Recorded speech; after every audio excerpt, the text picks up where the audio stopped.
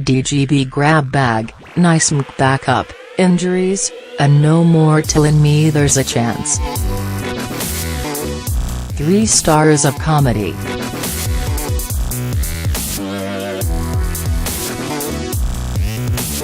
The 3rd star, Darcy Kuemper, could use some help here. This would have been way better if the defenseman had arrived a second earlier and got knocked silly by the backswing, but we'll still take it.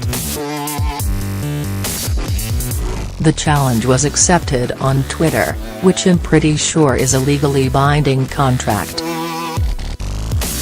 I'm not sure when the match is happening, but I assume it will be on pay-per-view.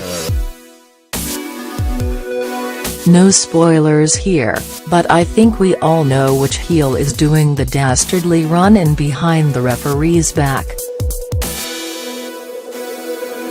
Outrage of the week.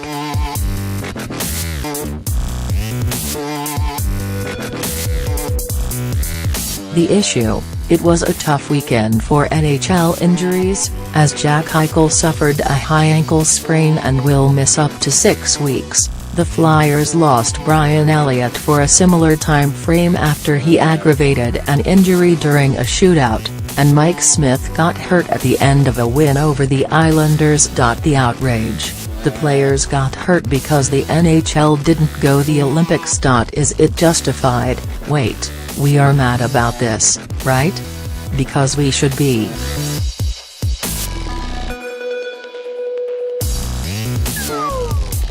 The NHL's own logic says so.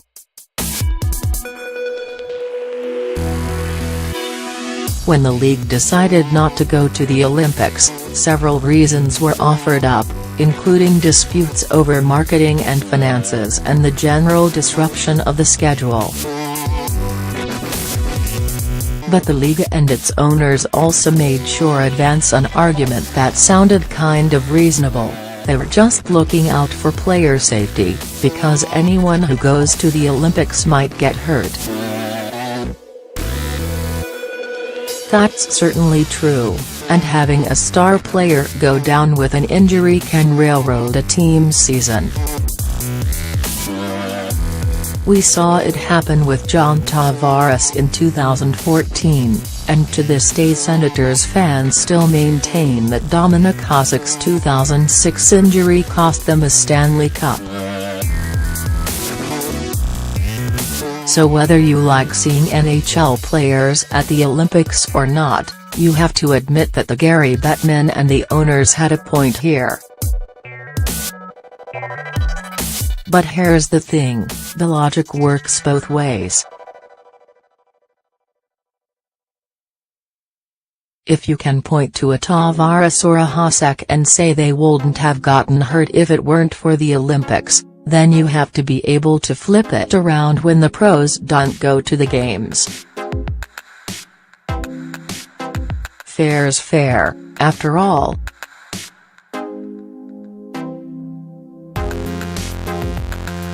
As others have pointed out, if the league wants to use the threat of injuries as PR spin, then it has to spin both ways.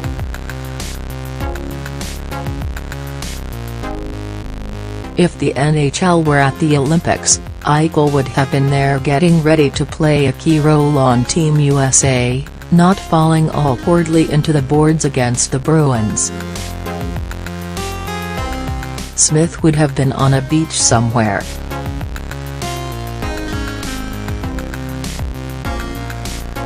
And Elliott probably would have been rehabbing his already injured groin to get healthy for the stretch run, rather than trying to play through it against the Coyotes. And sure, maybe an injury that happens in an actual NHL game is more acceptable than one that comes in what's essentially an exhibition tournament. At least Eichel, Elliott and Smith all went down doing their actual jobs, not playing in someone else's exhibition tournament.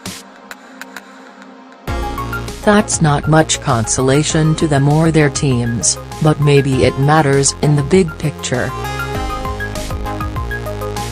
Or maybe you just shrug your shoulders and admit that hockey is a tough sport, and guys will sometimes get hurt no matter where they're playing. It's not fun, but it's part of life in the hockey world. That's fair too.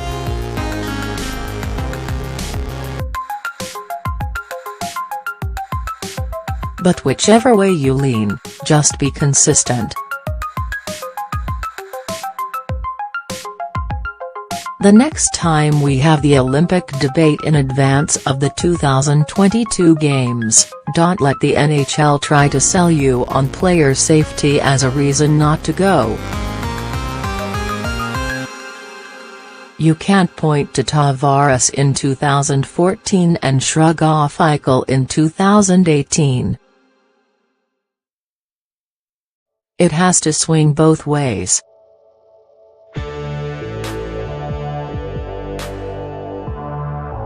Obscure former player of the week.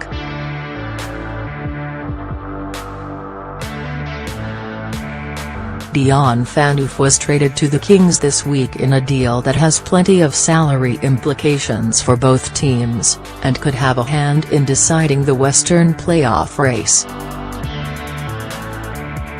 But far more importantly, the deal also cuts short Phaneuf's quest to play his entire career with Canadian teams. Okay, that probably wasn't his quest, per se. But it was a neat bit of trivia.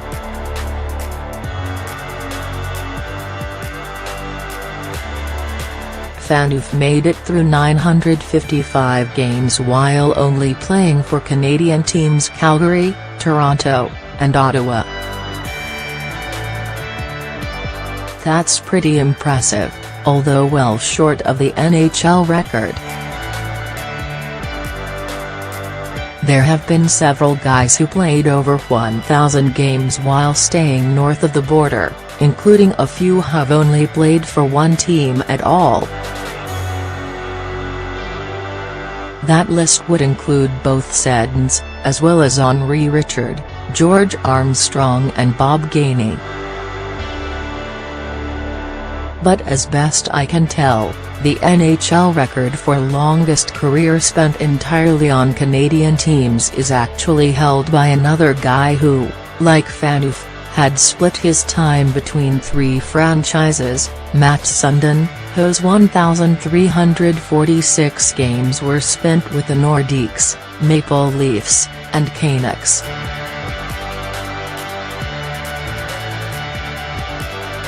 The list of players who played for 3 or more Canadian teams without suiting up for an American one is shorter than you might think. There's Phaneuf and Sundin.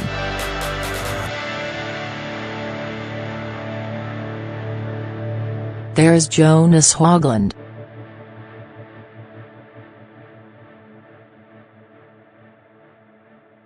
There's a handful of guys from the pre-original Six era. And there's a few near misses, like Gary Lehman, who played 665 of his 667 career games for the Leafs, Flames, Canadiens, and Canucks, but had 2 games with the Blues, and Tim Hunter, who played 15 years for the Flames, Canucks, and Nordiques, but finished with half a season with the Sharks.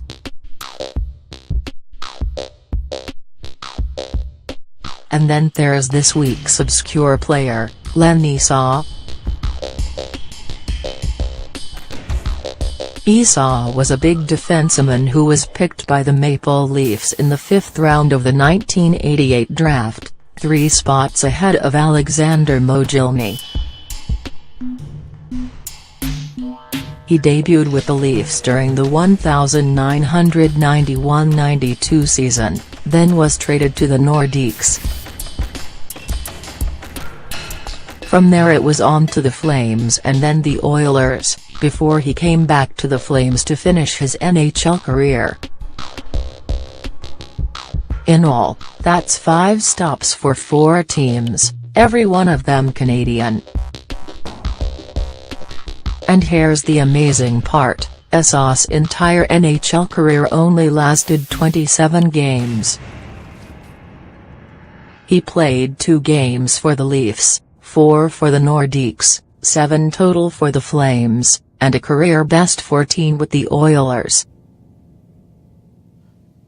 He was done in the NHL by 1995, although he had a long pro career in the AHL, IHL and even, briefly, Japan. As best I can tell, and these guys appear to agree, Esau is the one and only NHL player in the modern era to spend his career with 4 or more teams, all of them Canadian. And now that Phaneuf is in LA, he'll stay that way for a while longer.